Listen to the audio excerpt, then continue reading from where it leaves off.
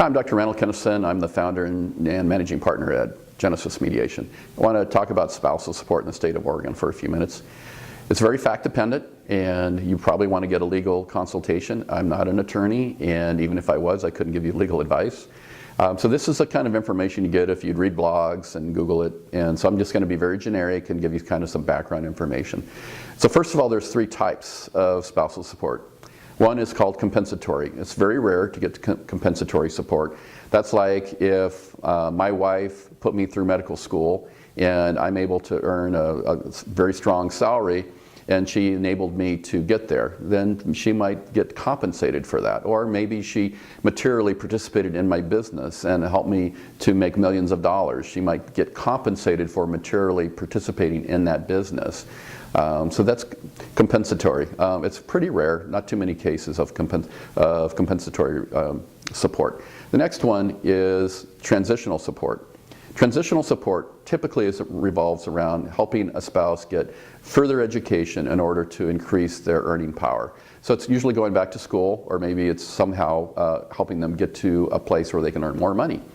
It's usually defined by you going to school full time, you have to be passing your grades, you have to be engaged, and if not, then that support drops off. So the other party who's paying the support needs to know that that's actually happening, that their spouse is in school, they're passing their grades in order to receive that kind of support. And that's usually, again, transitional. It's not for a very long period of time, and it's usually very specific, helping the other party gain sufficient education in order to have greater earning power. The last one is called maintenance, or what a lot of people will call alimony. Maintenance support is there to help make sure the parties are having somewhat of an equal lifestyle.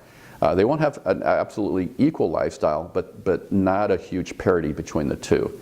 And so spousal support in the form of maintenance is always a question of how much for how long. And there's a couple major variables, tons of others, but the main variables is the length of marriage, from a short-term marriage to a long-term marriage. If you have what's called a long-term marriage, usually around 18 years or longer, and then depending on all the other variables, then there could be what's called indefinite support. In other words, you'll have support until the day your spouse dies or the day you die.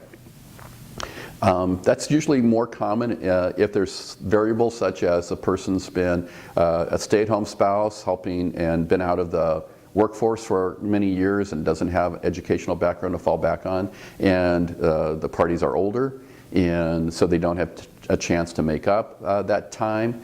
So those are some key factors that usually are part of what's called indefinite support. But again, you need to talk to an attorney to get some specific legal counsel around that.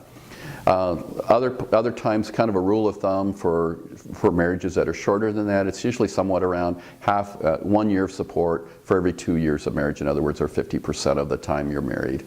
Sometimes it's a length of support. Again, but that's just a very generic rule. What we try and do is actually look at your budgets and realize what is it that both parties need going forward. That's how we do it at Genesis, because at the end of the day, people only have so much money. Both parties are going to have to live somewhere. They're going to have to, if they have children, they're going to have to make sure there's enough room for kids to be there. All kinds of things that need to come into play. We find building those budgets is a very helpful tool. And so anyway, so there's all kinds of variations that can be a part of spousal support. Sometimes there's step downs after children get out of the home. There may be obviously step downs when people retire because the income is different. Sometimes there is modifications or spousal support goes away in the event of remarriage. So all those are parts of spousal support.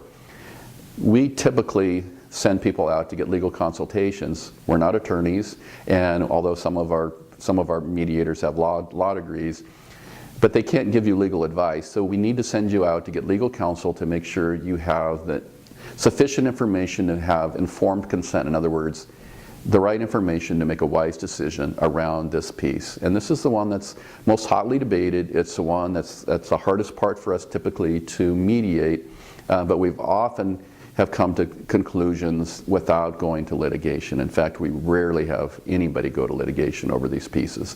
We find peaceful ways to find ways that work. Give us a call. We offer free 15-minute phone consultations. We would love to help you work through this and avoid litigation.